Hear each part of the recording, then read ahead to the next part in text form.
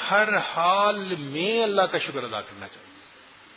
ہمیں ہر حال میں اللہ کا شکر ادا کرنا چاہیے.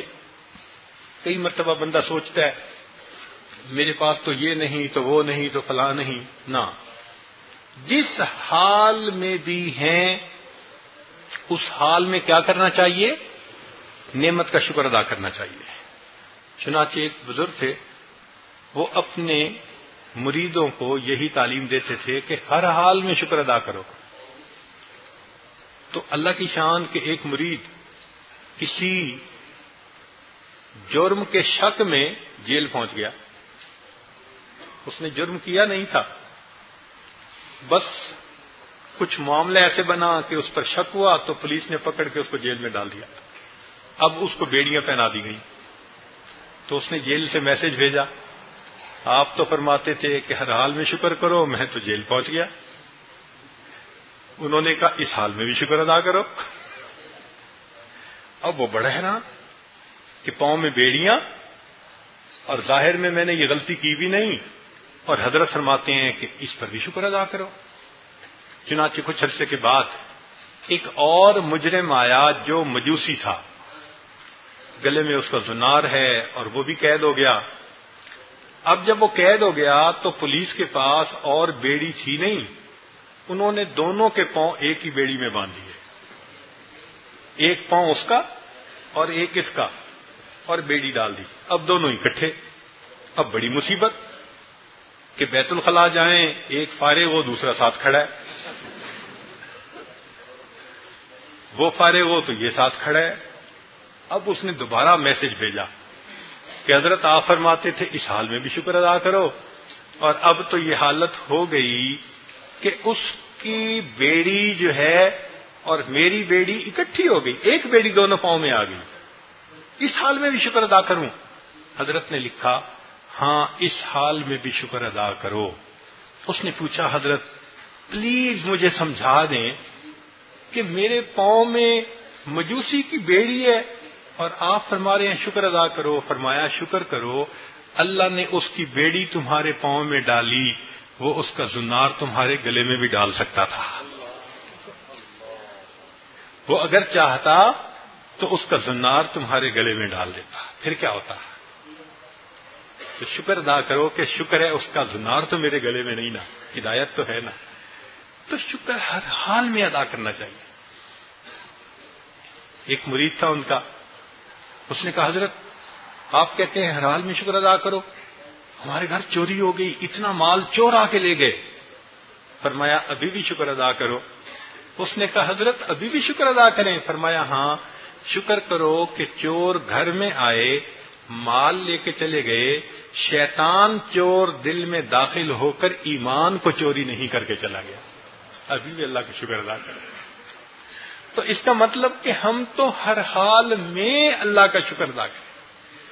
اس لیے ایک بزرگ جیل چلے گئے تو کسی نے خط لکھا کہ آپ مصیبت میں مبتلا ہو گئے.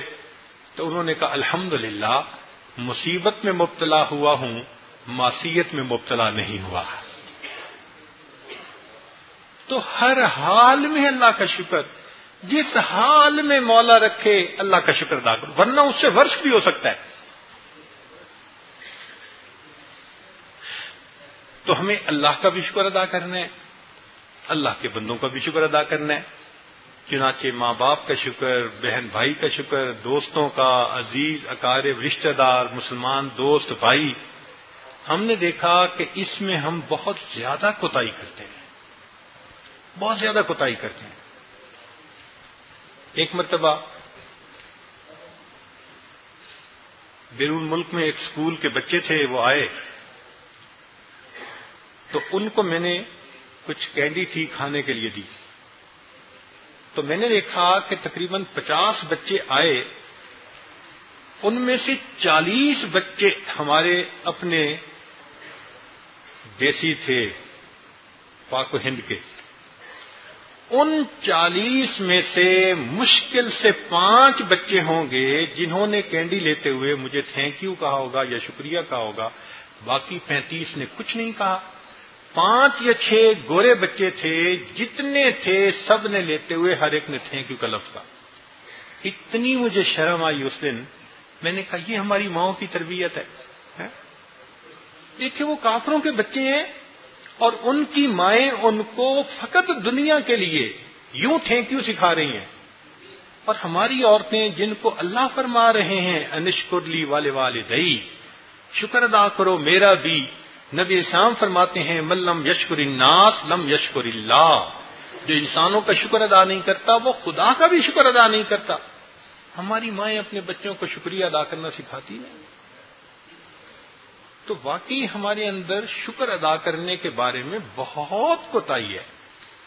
میں نے ایک مرتبہ پہلے بھی واقعہ سنایا تھا کہ مجھے پیرس سے نیو یارک جانا تھا، تو 7 والی سیٹ پر ایک امریکن لڑکی آ کر بیٹھ گئی. اس کے پاس بیٹی تھی جو تقریباً 2.5 سال 2 سال کی بیٹی ہوگی. کچھ دیر کے بعد ایئر لائن والوں نے کھانا لگا دیا، تو میں نے معذرت کر لی چونکہ میں فلائٹ کے اندر کھانے سے حت الوسع بچتا ہوں، لیکن اس نے کھانا لگوا لیا. اب میں بیٹھا اپنی کتاب پڑھ رہا تھا، مگر چونکہ بالکل ساتھ وہ خاتون کھانا کھا رہی تھی تو مجھے اتنا پتہ چل رہا تھا کہ ہو کیا رہا ہے، واٹس ہیپننگ. تو میں نے دیکھا کہ اس نے اپنی بیٹی کو وہ جو پلاؤ تھا تھوڑا سا اس کے منہ میں ڈالا، اور پھر ڈال کے جب بچی نے کھا لیا تو کہتی ہے سے تھینک یو. اب وہ چھوٹی سی بچی کہتی ہے موم تھینک یو. پھر اس نے دوسرا لقمہ دیا، پھر تھینک یو کہلوایا. جب 2-3 دفعہ کہلوایا تو پھر میں زیادہ حیران ہوا کہ ہر لقمے پہ میرا اندازے کے مطابق اس ماں نے اپنی بیٹی سے اس کھانے کے دوران 30 مرتبہ سے زیادہ شکریہ کہلوایا. ہے کوئی مسلمان ماں جو کہہ سکے کہ میں اپنی اولاد کو کھانے میں 30 مرتبہ شکریہ کی تلقین کرتی ہوں؟